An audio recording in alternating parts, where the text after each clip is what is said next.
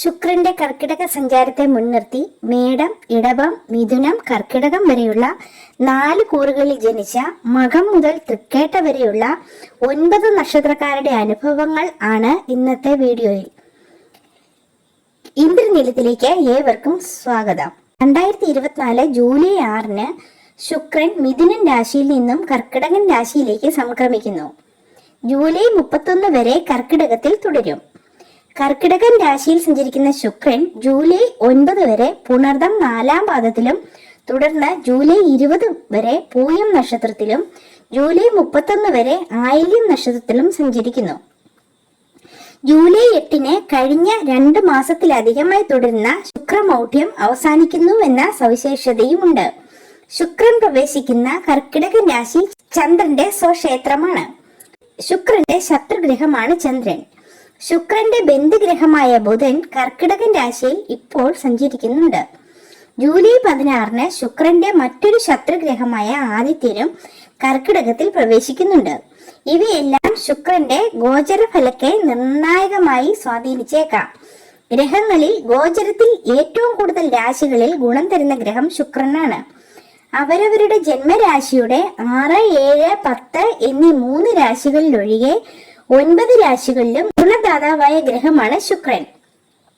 ഇങ്ങനെ നോക്കുമ്പോൾ കുംഭം, മകരം, തുലാം എന്നീ 3 കൂറുകളിൽ ജനിച്ചവർക്കൊഴികെ മറ്റു കൂറുകാർക്കെല്ലാം ശുക്രന്റെ കർക്കിടകൻ രാശിയിലെ സഞ്ചാരം ഗുണഫലങ്ങൾ നൽകും. സൗമ്യഭാവങ്ങൾ, വാത്സല്യം, പ്രണയം, രതിഭോഗം, സുഖഭക്ഷണ യോഗം, ദേഹസുഖം, ഉറക്കം, വിവാഹം, ദാമ്പത്യ അനുഭവങ്ങൾ, ദേവീഭക്തി, സിനിമ, സംഗീതം, പൊതുവെ കലാവാസന, ലോട്ടറി ഭാഗ്യം എന്നിവ ശുക്രന്റെ കാരകത്വത്തിൽ വരുന്ന ഒന്നാണ്. ഓരോ രാശിക്കാർക്കും ശുക്രന്റെ ഇപ്പോഴത്തെ സഞ്ചാര രാശിയായ കർക്കിടകം ഗുണദോഷ ഫലങ്ങളായിരിക്കും തരിക. പ്രായേണ കുംഭക്കൂറുകാർക്കും മകരക്കൂറുകാർക്കും തുലാക്കൂറുകാർക്കും ശുക്രന്റെ കർക്കിടക സഞ്ചാരം ഗുണകരമായേക്കില്ല. മറ്റുള്ള കൂറുകാർക്ക് സാമാന്യമായ ശുഭാനുഭവങ്ങൾ പ്രതീക്ഷിക്കാം. ശുക്രന്റെ കർക്കിടക സഞ്ചാരത്തെ മുൻനിർത്തി ചിങ്ങം മുതൽ വൃശ്ചികം വരെയുള്ള 4 കൂറുകളിൽ ജനിച്ച മകം മുതൽ തൃക്കേട്ട വരെയുള്ള 9 നക്ഷത്രക്കാരുടെ അനുഭവങ്ങൾ എപ്രകാരമാണ് എന്ന് ഇവിടെ വിശകലനം ചെയ്യുന്നു. ചിങ്ങക്കൂറിന് മകം, പൂരം, ഉത്രം 1-ാം പാദത്തിലുള്ള നക്ഷത്രങ്ങൾ. 12-ാം ഭാവത്തിലാണ് ശുക്രൻ. മിക്ക ഗ്രഹങ്ങൾക്കും 12-ലെ സഞ്ചാരം അനുകൂലമല്ല. പ്രതിലോമ ഫലങ്ങളായിരിക്കും ജാതകനെ സമ്മാനിക്കുക. എന്നാൽ ശുക്രൻ 12-ാം ഭാവത്തിൽ സഞ്ചരിക്കുമ്പോഴും ഗുണദാതാവാണ്. പഠനം, തൊഴിൽ ഇവയുമായി ബന്ധപ്പെട്ട് വിദേശ യാത്രകൾക്ക് ഒരുങ്ങുന്നവർക്ക് അനുകൂല ഫലങ്ങൾ പ്രതീക്ഷിക്കാം. കുടുംബാംഗങ്ങളുമൊത്ത് ഇഷ്ടയാത്രകൾക്ക് അവസരം ലഭിക്കും. സ്വർണ്ണാഭരണങ്ങൾ, ഇഷ്ടപ്പെട്ട ഇലക്ട്രോണിക് ഉപകരണങ്ങൾ ഇവ വാങ്ങിയേക്കും. ശുഭകാര്യങ്ങൾക്കായി ചെലവുണ്ടാവും. കടബാധ്യത കുറച്ചെങ്കിലും പരിഹരിക്കാൻ സാധിച്ചേക്കും. പണയ വസ്തുക്കൾ തിരിച്ചെടുക്കാനാവും.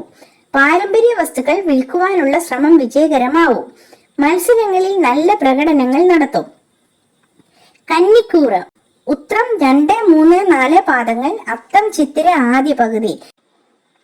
11-ാം ഭാവത്തിലാണ് ഏത് ഗ്രഹവും പരമാവധി ഗുണദാതാവായി മാറുന്നത്.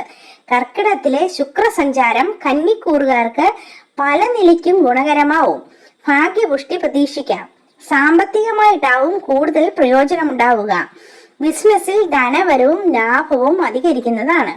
ചെലവ് നിയന്ത്രിക്കാൻ കഴിയും. തൊഴിൽ തേടുന്നവർക്ക് അർഹതയുള്ള അവസരം ലഭ്യമാകും. പ്രണയബന്ധം വിവാഹ തീരുമാനത്തിലെത്താം. കഴിവുള്ളവർക്ക് അംഗീകാരം വന്നെത്തും.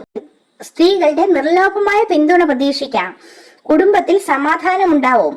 ഭോഗസുഖം, മതിയായ വിശ്രമം, മാനസിക പിരിമുറുക്കം ഇല്ലാതിരിക്കുക തുടങ്ങിയവയും ഫലങ്ങളിൽ ഉൾപ്പെടും.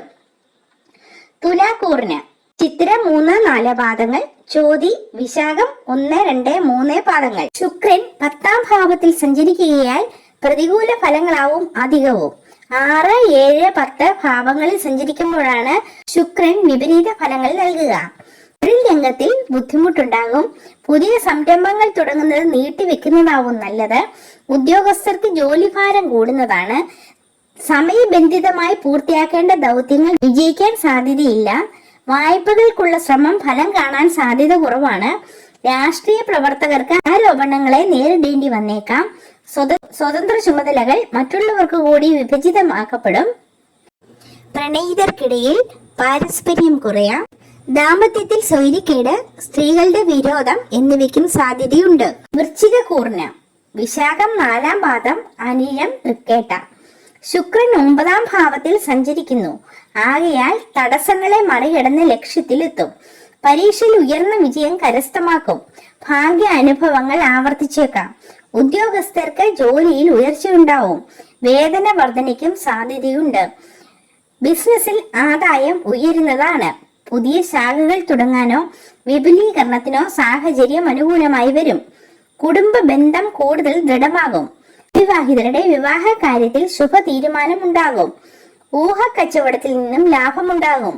പൊതുവെ മനസന്തോഷം, ഭോഗസുഖം, രോഗികൾക്ക് സമാശ്വാസം, ലോട്ടറി ഭാഗ്യം, ജീവകാരുണ്യ പ്രവർത്തനം എന്നിവ ഭവിക്കും. ഭാവിയിൽ പ്രയോജനപ്പെടുന്ന കാര്യങ്ങൾക്ക് തുടക്കമിടും. വീഡിയോ ഇഷ്ടമായെങ്കിൽ ലൈക്ക് ചെയ്യുക. ഉപകാരപ്രദമെന്ന് തോന്നിയാൽ ഷെയർ ചെയ്യുക. ഇനിയും ഇതുപോലുള്ള വീഡിയോകൾക്കായി സബ്സ്ക്രൈബ് ചെയ്യുക. നന്ദി, നമസ്കാരം.